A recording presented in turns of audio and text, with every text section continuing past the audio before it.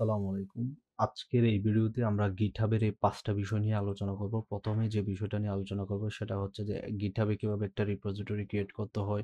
Secondly যে বিষয়টা নিয়ে আলোচনা করব সেটা হচ্ছে যে আপনি যে রিপোজিটরিটা ক্রিয়েট করছেন ওই রিপোজিটরিটাতে আপনার কোডগুলো, আপনার প্রজেক্টের ফাইলগুলো কিভাবে VS Code এর মাধ্যমে পুশ করতে হয় সে বিষয়টা দেখব এবং কিভাবে ওই রিপোজিটরিটা আবার আপডেট করতে হয় সে বিষয়টা দেখব। ৪ নাম্বারে যে বিষয়টা দেখব সেটা হচ্ছে একটা GitHub রিপোজিটরি কিভাবে ক্লোন করতে হয় এবং ৫ নাম্বারে সর্বশেষ যে বিষয়টা দেখব সেটা হচ্ছে যে একটা ব্রাঞ্চ কিভাবে ক্রিয়েট করতে হয়। তো চলেন শুরু করা যাক। GitHub এ রিপোজিটরি ক্রিয়েট করার জন্য আপনি এখানে নিউ যে বাটনটা দেখতে পাচ্ছেন সেইখানে ক্লিক করলেও আপনি GitHub রিপোজিটরি ক্রিয়েট করতে পারেন অথবা আপনার এখানে যে প্রোফাইলের আইকন দেখা যাচ্ছে সেখানে ক্লিক করে আপনার এখানে ড্রপ আপ মেনু থেকে রিপোজিটরিটাতে ক্লিক করলে আপনি সেখান থেকেও চাইলে রিপোজিটরি ক্রিয়েট করতে পারেন। তো ২ টাই আসলে সেম ওয়ে। আবার আরেকটা ওয়ে হচ্ছে সেটা হচ্ছে কমান্ড থেকে অর্থাৎ আপনার টার্মিনাল ইউজ করে আপনি এখানে চাইলে আ রিপোজিটরি ক্রিয়েট করতে পারবেন। তো আমি এখানে নিউ বাটনে ক্লিক করলাম। নিউ বাটনে ক্লিক করার পর আপনি এরকম একটা আ ইন্টারফেস দেখতে পাবেন। ইন্টারফেসে দেখার পর এখানে দেখেন ফার্স্টে আছে জেনারেল অর্থাৎ ওনার নেম, তারপর রিপোজিটরি নেম। রিপোজিটরি নেম আপনি যে প্রজেক্টে কাজ করতেছেন ওই প্রজেক্টের রিপোজিটরির নামটা দিতে পারেন অথবা আপনার ইচ্ছামতো একটা রিপোজিটরির নেমটা দিতে পারেন যেটা আসলে আপনার লোকেশন হিসেবে কাজ করবে বা ইউআরএল হিসেবে কাজ করবে। আমি রিপোজিটরির নামটা দিচ্ছি git আ repo। গিট রিপো নামে এই রিপোজিটরির নামটা ক্রিয়েট করতেছি। এখানে ডেসক্রিপশনে আপনি চাইলে ডেসক্রিপশন দিতেও পারেন, আবার চাইলে নাও দিতে পারেন। এখানে চুজ ভিজিবিলিটিটা হচ্ছে যে পাবলিকে আছে এখন। অর্থাৎ আমি যদি এখন ক্রিয়েট রিপোজিটরিতে ক্লিক করি তখন আমার এই রিপোজিটরির লিঙ্কটা যে কেউ অ্যাক্সেস করতে পারবে পাবলিকে দিলে। তো আমরা সাধারণত প্রাইভেটই রাখবো। যদি কোনো ফাইল আপনি যদি পাবলিক রাখতে চান তাইলে পাবলিক রাখতে পারেন। Start with a template. আপনি যদি কোনো একটা টেমপ্লেটের সাথে আপনার এই রিপোজিটরিটা ওপেন করতে চান তাইলে আপনি এখান থেকে টেমপ্লেট চুজ করতে পারেন। এড রিডমি ফাইল অর্থাৎ আপনার প্রজেক্টটা কি নিয়ে কাজ সেটার জন্য এড রিডমি ফাইলটা এড ডট গিট ইগনোর আপনি যখন প্রজেক্টে কাজ করবেন তখন দেখবেন যে আপনার এপিআই এর ডাটাবেজের কোডগুলোর জন্য আপনার একটা ডট ইএনবি ফাইল ক্রিয়েট করতে হচ্ছে। তখন নো ডট ইগনোর ফাইলটা তখন GitHub আসলে দেখা যায় যে .env ফাইলে আপনি যে কোডগুলো লিখছেন সেগুলো আসলে রিমুভ করে দেয়। সো এই বিষয়গুলো আ নিয়ে পরে আলোচনা করব এবং এড লাইসেন্স দিতে পারবেন। অর্থাৎ আপনার এই প্রজেক্টটা অ্যাক্সেস নিতে চাইলে তাকে ফি দিতে হবে। সো আপনি চাইলে লাইসেন্সও দিতে পারেন। তো আমি এখন ক্রিয়েট রিপোজিটরিটাতে ক্লিক করলাম। ক্রিয়েট রিপোজিটরিটাতে ক্লিক করার পর আপনি এরকম একটা ইন্টারফেস দেখতে পাবেন। ইন্টারফেস দেখার পর এখানে দেখেন গিট রিপোটা আমি এখন প্রাইভেটে আছি। আচ্ছা, start coding with code space আপনি চাইলে এখানে কোড স্পেস ক্রিয়েট করতে পারেন অথবা চাইলে আপনি কাউকে ইনভাইটও করতে পারেন। অর্থাৎ কোলাবোরেটর চাইলে কাউকে দিতে পারেন, সে বিষয়টাও দিতে পারেন। তো এখান থেকে দেখেন quick setup if you have done this kind of this before. আচ্ছা, এইচটিটিপিএস এখানে আমরা এই লিঙ্কটা কপি করে নিব। কপি করে নেওয়ার পর আমরা এখন চলে যাব হচ্ছে আমাদের আমরা একটা ফোল্ডার ক্রিয়েট করি। ফোল্ডার আমি দিলাম GitHub। GitHub ফোল্ডার ক্রিয়েট করার পর আমরা এখানে লিখব সিএমডি লিখার পর এখানে যদি কোড ডট লিখি তখন আমার এই ফোল্ডারটা GitHub এর মধ্যে ওপেন হবে। না সরি, VS Code এর মধ্যে ওপেন হবে। তো VS Code এ ওপেন হওয়ার পর আমি একটু আচ্ছা, VS Code এ ওপেন হওয়ার পর আমি এখানে একটা ফাইল ক্রিয়েট করব index.html আমি একটা ফাইল ক্রিয়েট করলাম। ফাইলটা ক্রিয়েট করার পর আপনি এখানে টার্মিনালে ক্লিক করুন, নিউ টার্মিনালে ক্লিক করেও টার্মিনাল ওপেন হবে। আপনি যদি কন্ট্রোল প্লাস আপনার ইএক্সি কিবোর্ডের ইএসসি বাটনের নিচে যে অ্যাপটিক্স বাটনটা আছে ওইটাতেও ক্লিক করলে কন্ট্রোল প্লাস এটাতে আপনার টার্মিনালটা ওপেন হবে। টার্মিনালটা ওপেন হওয়ার পর আমরা এখন এই ফোল্ডারে যত সব কোড আছে এই সবগুলো কোড এখন আমার এই রিপোজিটরিটাতে আপলোড করব সে বিষয়টা দেখব। অর্থাৎ এই এখন আমরা রিপোজিটরি ক্রিয়েট করা শেষ। এখন দ্বিতীয় যে push code using VS code. এখন আমরা কোডগুলোকে এই রিপোজিটরিটাতে পুশ করব। তো পুশ করার জন্য প্রথমে যে কমান্ডটা লিখতে হবে সেটা হচ্ছে git init অর্থাৎ ইনিশিয়ালাইজ করে দিচ্ছি আমরা initialise empty git repository in C drive GitHub ফোল্ডারের। আচ্ছা, সেকেন্ড যে কমান্ডটা লিখতে হবে সেটা হচ্ছে git config dash dash global user dot name, অর্থাৎ আপনি এখানে সেকেন্ড অর্থাৎ ডাবল কোটেশনও ইউজ করতে পারেন, সেকেন্ড সিঙ্গেল কোটেশনও ইউজ করতে পারেন। এখন ইউজার নেমটা কি, আপনার গিট হাবটা খোলার সময় আপনি যে ইউজার নেমটা দিয়েছিলেন সেই ইউজার নেমটা এখানে দিবেন ডাবল কোটেশনের মধ্যে। সো আমি আমার ইউজার নেমটা দিয়ে দিচ্ছি। ইউজার নেমটা দেওয়ার পর এন্টারে ক্লিক করবেন। এন্টারে দেওয়ার পর আমাদের যেহেতু ইমেলটাও দিতে হবে, সো আমি এখান থেকে কপি করে নিচ্ছি। কপি করে নেওয়ার পর এখন ইমেলটা দিয়ে দিবেন এখানে। আপনার গিটহাবটা যে ইমেল দিয়ে ক্রিয়েট করছেন ওই ইমেলটা দিয়ে দিবেন।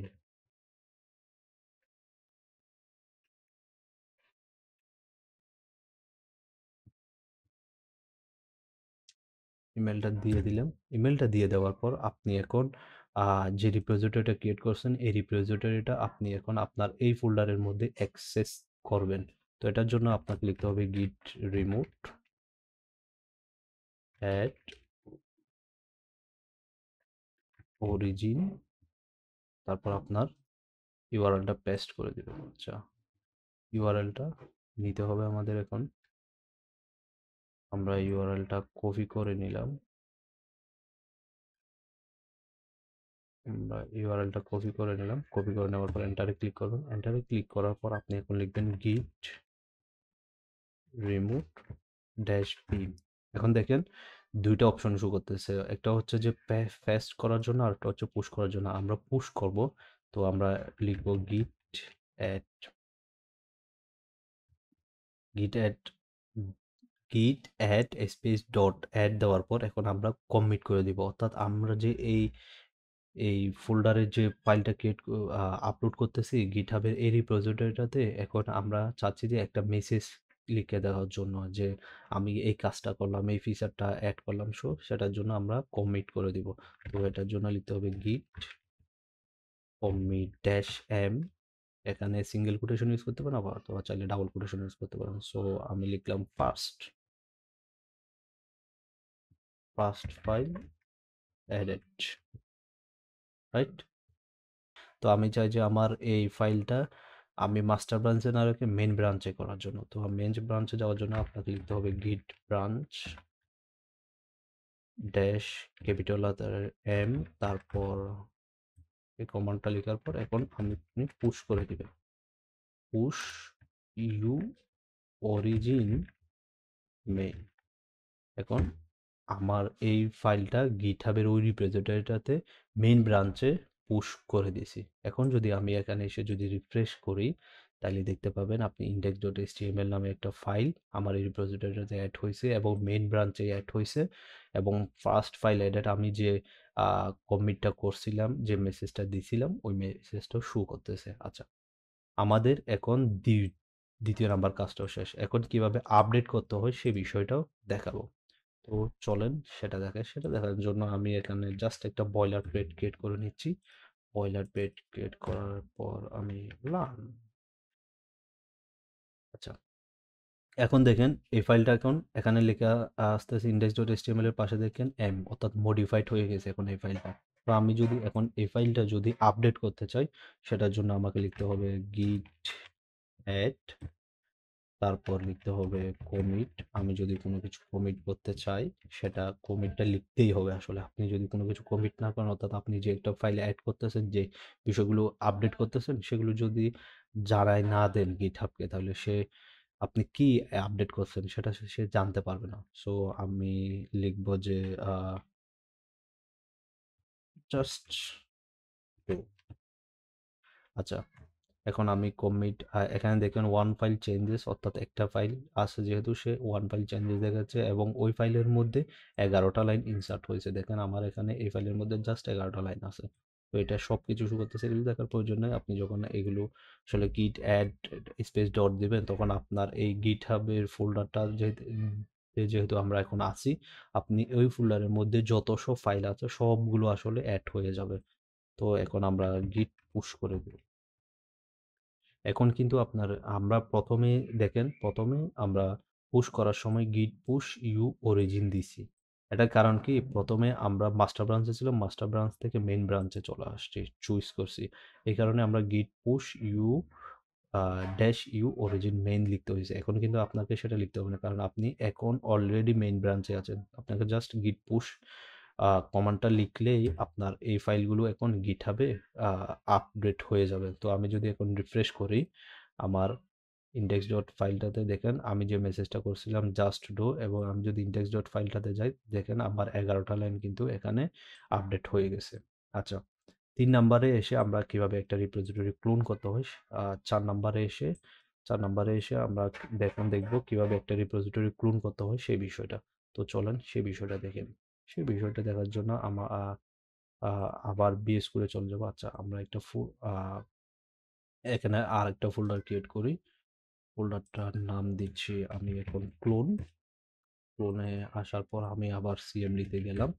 সিএমডিতে লেখার পর আমি কোড ড্যাশ ডট দিলাম। তাহলে আমার এই ফোল্ডারটা এখন বিএস কোডে ওপেন হবে। আচ্ছা, বিএস কোডে ওপেন করার পর আমি এখানে চাই যে আমার এই রিপোজিটরিটা এই ফোল্ডারের মধ্যে ক্লোন করতে।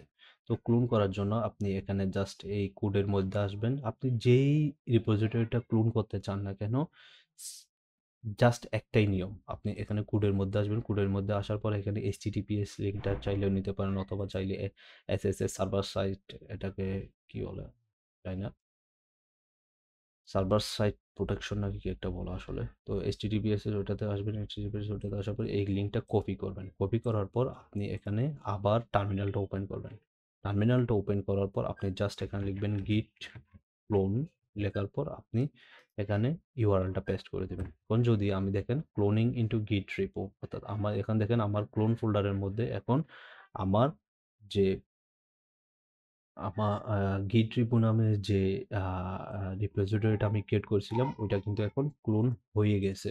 তো এখন আমি যেহেতু এখানে চেঞ্জেস গুলো করব এবং ব্রাঞ্চটাও যেহেতু আমি এখানে ক্রিয়েট করব, তো আমি এখন সিডি দিয়ে সিডি git রিপু দিয়ে আমি এখন, অর্থাৎ চেঞ্জেস ডাইরেক্টরি, আমি এখন আছি কোন ডাইরেক্টরিতে, আমি আছি এখন ক্লোন ডাইরেক্টরিতে। আমি এখন সিডি চেঞ্জেস ডাইরেক্টরি দিয়ে গিট রিপুতে চলে যাচ্ছি। গিট রিপুতে দেখা যাবে যে দেখেন এখানে আগে ছিল ক্লোনে, এখন গিট রিপুতে চলে আসলাম। আচ্ছা, চেঞ্জেস ডাইরেক্টরিতে চলে আসলাম। এখন আমাদের ক্লোন করা শেষ, রাইট? এখন ক্লোন করা যেহেতু শেষ, এখন আমরা একটা ব্রাঞ্চ ক্রিয়েট করব। কিভাবে একটা ব্রাঞ্চ ক্রিয়েট করতে হয় সে বিষয়টা দেখব।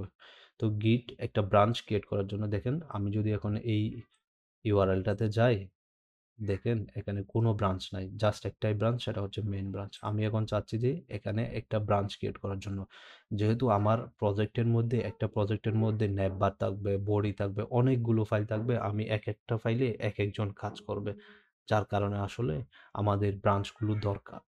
তো আমরা এখানে একটা ব্রাঞ্চ ক্রিয়েট করব। ব্রাঞ্চ ক্রিয়েট করার জন্য আমরা লিখব git checkout মাইনাস বি, অর্থাৎ ড্যাশ বি। এখন এই git checkout ড্যাশ বি লেখার পর আপনি যে নামে ব্রাঞ্চটা ক্রিয়েট করতে যাচ্ছেন সেই নামটা দিয়ে দিবেন। তো আমি দেখলাম new branch,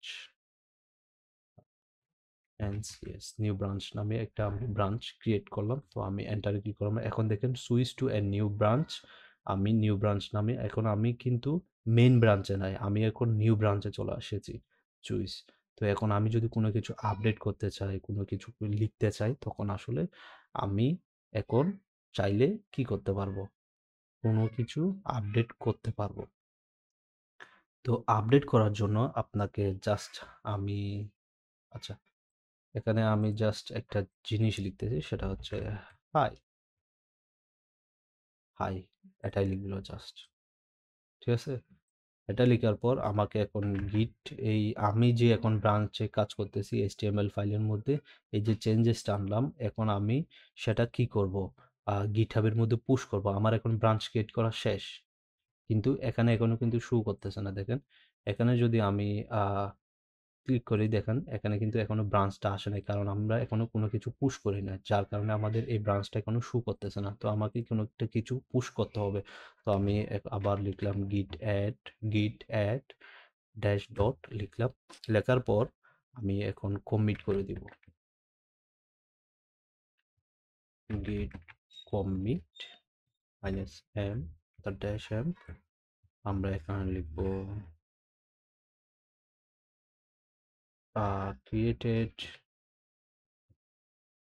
new branch and one line put add।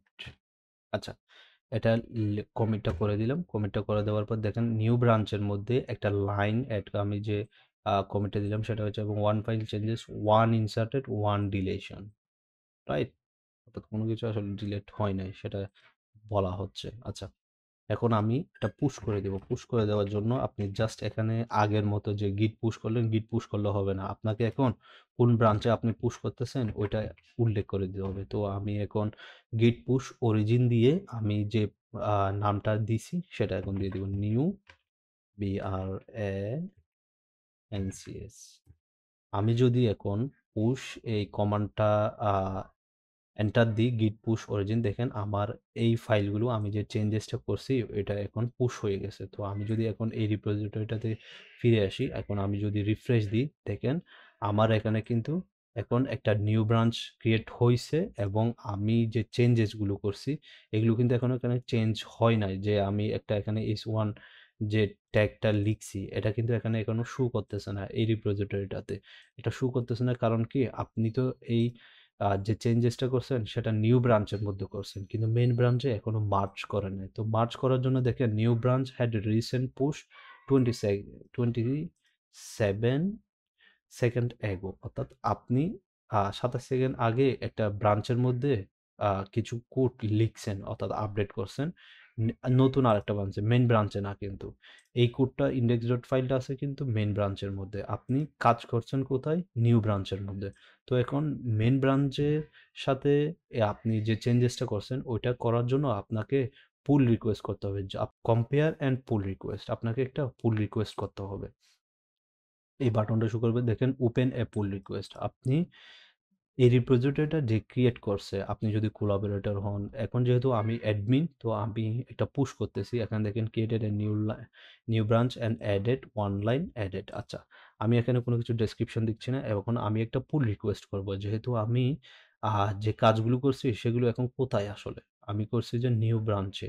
আমি যে আ এটা ব্রাঞ্চ ক্রিয়েট করছি সেটার নাম দিয়েছি নিউ ব্রাঞ্চ। এই ব্রাঞ্চের মধ্যে আমি এই কোডগুলো আসলে কি করছি? পুশ করছি। কিন্তু এখনো মেইন ব্রাঞ্চে আসে নাই। সে কারণে আমাকে একটা পুল রিকোয়েস্ট করতে হবে। তো আমি পুল রিকোয়েস্ট এ দিলাম। পুল রিকোয়েস্ট এ দেওয়ার পর দেখেন created new branch and one line, এখন আমাদের এই দেখেন আমার পুল রিকোয়েস্ট করা শেষ। এখন আমি যদি এখানে আসি দেখেন এখনো কিন্তু কোনো কিছু হয় নাই। কারণ কোনো কিছু চেঞ্জেস হয় না। দেখেন 8 মিনিট এগো জাস্ট ডো। এখনো কিন্তু আমি যে কমিটটা দিলাম সেটা হচ্ছে created a new branch and one line add. এটা কিন্তু এখনো চেঞ্জেস হয় নাই। কারণ আমরা এখনো কিন্তু পুল রিকোয়েস্ট করছি। আমরা কিন্তু এখনো কোনো মার্জ করি নাই। তো মার্জ করার জন্য আপনাকে এখানে দেখেন merged pull request. Merged pull request create করার পর দেখেন must pull request dash 1 from Saidur Rahman Said new branch, অর্থাৎ আমার যে GitHub এর যে ইউজার নেম সেটা আছে এবং স্ল্যাশ দিয়ে নিউ ব্রাঞ্চ, অর্থাৎ নিউ ব্রাঞ্চ থেকে আমি এখন কোডগুলো কোথায় নিয়ে যাচ্ছি? মেইন ব্রাঞ্চে নিয়ে যাচ্ছি। মার্জ করে দিচ্ছি মেইন ব্রাঞ্চের সাথে। তো আমি এখন যদি কনফার্ম মার্জ এ ক্লিক করি তখন দেখবেন আমার এখন মার্জ করা শেষ। এখন যদি আমি কোডে ফিরে আসি, কোডে ফিরে এসে দেখেন আমার এখানে যে কমিটটা করছিলাম সেটা কিন্তু এখন দেখা যাচ্ছে create new branch and one line put added. তো আমি যদি এখন index.html ফাইলে যাই দেখেন H1 ট্যাগটা এখন শো করতেছে হাই দিয়ে। সো আপনারা এভাবে সবকিছু ম্যানেজ করতে পারেন। আমি চেষ্টা করছি যে আ হাবিজাবি কথা না বলে মূল বিষয়টা আসলে দেখে দেওয়ার জন্য। তো আশা করি আপনাদের এই ভিডিওটা ভালো লাগছে। যদি ভালো লেগে থাকে তাইলে লাইক, কমেন্ট করে জানাতে পারেন। আশা করি আপনাদের আ বিষয়গুলো আসলে ভালোভাবে বোঝাতে পেরেছি এবং যদি কোনো কিছু না বুঝে থাকেন তাইলে কমেন্ট করে সেটাও জানাতে পারেন।